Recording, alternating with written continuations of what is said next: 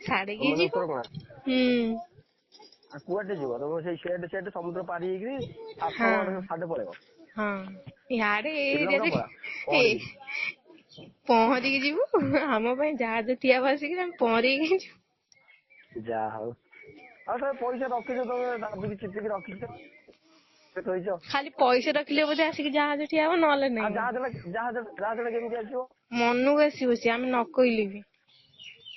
ଓହୋ ତାହେଲେ ଜାହାଜ ତମେ ରଖିଛ ଗୋଟେ ବୋଧେ। ହଁ ନ ରଖିଥିଲେ ଏତେ କନଫିଡେଣ୍ଟ କହୁଛୁ ଆସନ୍ତା। ଜାହାଜ ଅଛି ଆଉ। ରହିବନି। ଆରେ ଆଜିକାଲିଆ ପିଲା ସବୁ ଜାହାଜ ରଖିଛନ୍ତି ଗୋଟେ ଗୋଟେ। ସମସ୍ତଙ୍କର ଜାହାଜ। ଆହା। କୋଉ ପିଲାର ଘରେ ଏଇଆ ଜାହାଜ ଘରେ ନାହିଁ ଯେ। କହୁନାହାନ୍ତି କିନ୍ତୁ ଘରେ କହୁନାହାନ୍ତି କାଳେ କିଏ ତେଲ ପକେଇଦବ ତେଲ ପକେଇ ହଁ ନେଇଯିବ ଆଉ କୁଆଡେ କିଏ ବୁଲେଇବାକୁ। ନେଇଯିବ ହଁ ସେଇଟା ଠିକ ଆଉ। କିଏ ଆଉ କାହାକୁ ନା ନେଇକି ଠିକ ଦେଇଦେବେ। ବୁଝିଛ ତମେ କଣ କହିଲେ? ଠିକ ବୁଝିଛ। ବୁଝିବାର ପିଲାଟା ବୁଝିବ ଆଉ। ବୁଝିବୁନି ଏବେ ସମୟ ଛୁଟି। ଦିନେ ଦିନେ ଧରା ପଡିବ ନା ନାଇଁ ଜାହାଜ